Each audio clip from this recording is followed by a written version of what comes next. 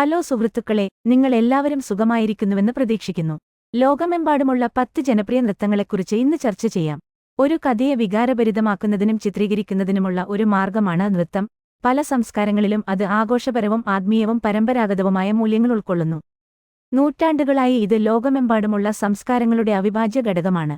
അതിനുശേഷം വ്യത്യസ്ത നൃത്തങ്ങൾ രൂപാന്തരപ്പെടുകയും ലയിക്കുകയും പരിണമിക്കുകയും ചെയ്തു.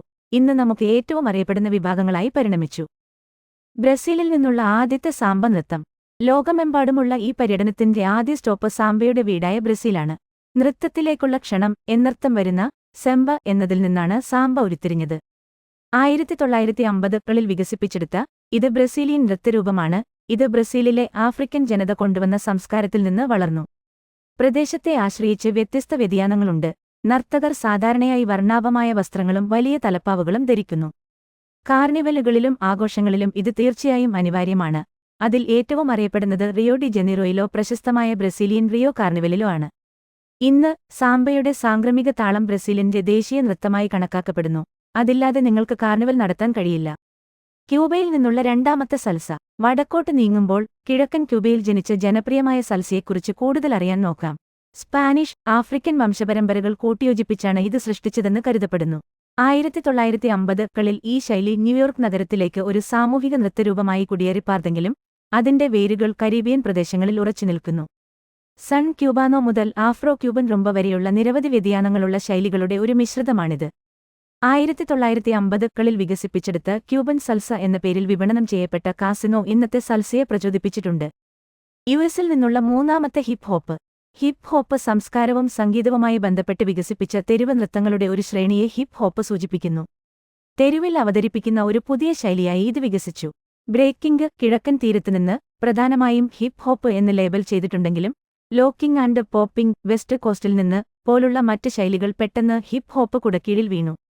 മറ്റ് മത്സരാധിഷ്ഠിത നൃത്തശൈലികളിൽ നിന്ന് വ്യത്യസ്തമായി ഹിപ്പ് ഹോപ്പ് നൃത്തയുദ്ധങ്ങളിൽ പരസ്പരം മെച്ചപ്പെടുത്തുകയും വെല്ലുവിളിക്കുകയും ചെയ്യുന്നു.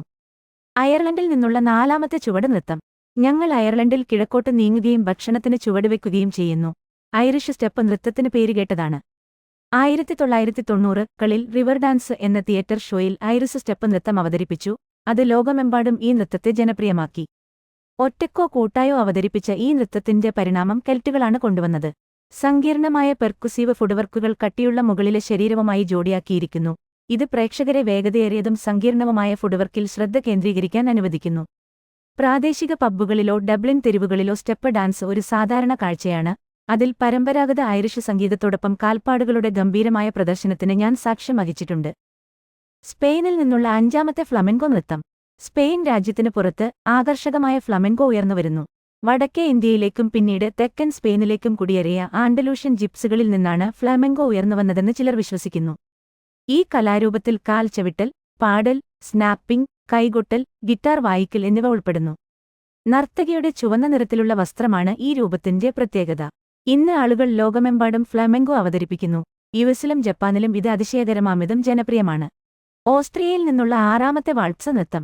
ഉരുളുക അല്ലെങ്കിൽ കറങ്ങുക എന്നർത്ഥം വരുന്ന വാൽസർ എന്ന ജർമ്മൻ വാക്കിൽ നിന്നാണ് ഇത് ഉത്ഭവിച്ചത്.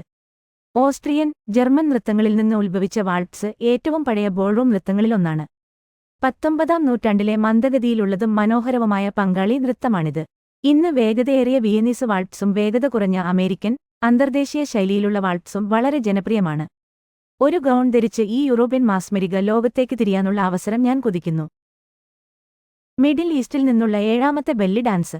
മിഡിൽ ഈസ്റ്റിൽ നിന്നുള്ള ബെല്ലി ഡാൻസ് ലോകമെമ്പാടുമുള്ള പ്രേക്ഷകരുടെ ഹൃദയം കീഴടക്കി. ഗവാസി എന്നറിയപ്പെടുന്ന ഒരു കൂട്ടം സഞ്ചാര നർത്തകരായിരുന്നു ആദ്യത്തെ ബെല്ലി നർത്തകർ. 18ാം നൂറ്റാണ്ടിൽ ഈജിപ്തിൽ ഈ സ്ത്രീകളെ ജിപ്സുകളായി കണക്കാക്കുകയും 1830കളിൽ കെയ്റോയിൽ നിന്ന് പുറത്താക്കുകയും ചെയ്തു. തെക്കൻ ഈജിപ്ത്, മിഡിൽ ഈസ്റ്റ്, യൂറോപ്പ് എന്നിവിടങ്ങളിൽ അവർ പ്രകടനം നടത്തി.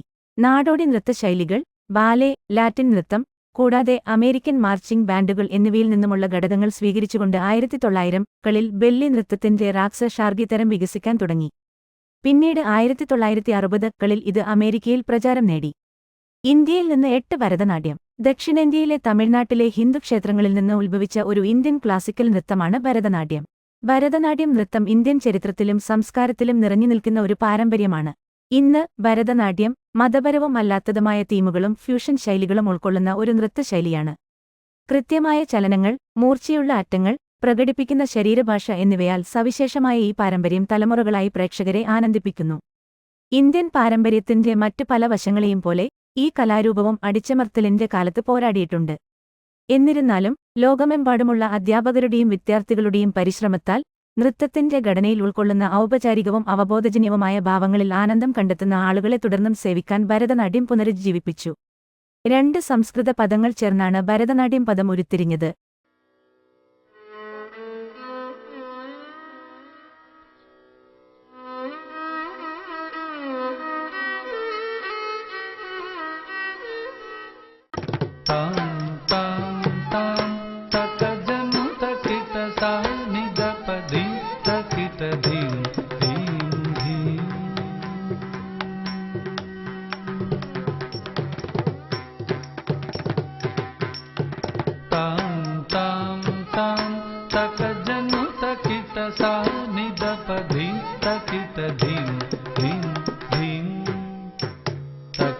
ചൈനയിൽ നിന്നുള്ള 9 ഡ്രാഗൺ നൃത്തം.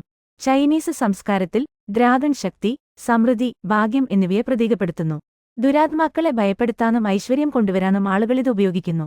കലാകാരന്മാർ വലിയ ഫാബ്രിക് ഡ്രാഗണിന് താഴെ സ്ഥാപിച്ചിരിക്കുന്ന തൂണുകൾ പിടിക്കുകയും തരംഗസമാനമായ ചലനങ്ങളുടെ പരമ്പരയിൽ അതിനെ ഉയർത്തുകയും താഴ്ത്തുകയും ചെയ്യുന്നു. ഇത് ഡ്രാഗണിന് നൃത്തത്തിന്റെ രൂപം നൽകുന്നു. ഡ്രാഗണുമായുള്ള ചലനം അറിവ്, ജ്ഞാനം, സത്യം എന്നിവയ്ക്കുവേണ്ടിയുള്ള വേട്ടയെ പ്രതീകപ്പെടുത്തുന്നു. നൃത്തം ചെയ്യുന്ന ഡ്രാഗണുകളുടെ നീളം വ്യത്യാസപ്പെടാം. വ്യാളിയുടെ നീളം കൂടുന്തോറും അത് കൂടുതൽ ഭാഗ്യം കൊണ്ടുവരുമെന്ന് ഒരു പുരാതന വിശ്വാസമുണ്ട്. ഈ നൃത്തത്തിനൊപ്പം കൈത്താളങ്ങൾ, ഗോങ്ങുകൾ, പരമ്പരാഗത ചൈനീസ് ഡ്രംസ് എന്നിവയുടെ വിസ്മയിപ്പിക്കുന്ന താളമുണ്ട്. ഇന്ന് ലോകമെമ്പാടുമുള്ള നിരവധി ചൈനീസ് ന്യൂ ഇയർ ചൈനഡൗൺ ആഘോഷങ്ങളിൽ നിങ്ങൾക്ക് ഈ നൃത്തം കാണാൻ കഴിയും.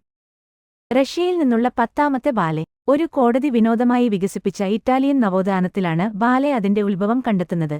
15-16 നൂറ്റാണ്ടുകളിൽ നൃത്തരീതി ഔപചാരികമായി. ഇറ്റാലിയൻ വംശജനായ പ്രഭു കാതറിൻ ഡി മെഡിസിസും ഫ്രാൻസിലെ ഹെൻറി രണ്ടാമനും തമ്മിലുള്ള വിവാഹത്തെ തുടർന്നാണ് കലയുടെ പ്രഭവകേന്ദ്രം ഫ്രാൻസിലേക്ക് മാറിയത്.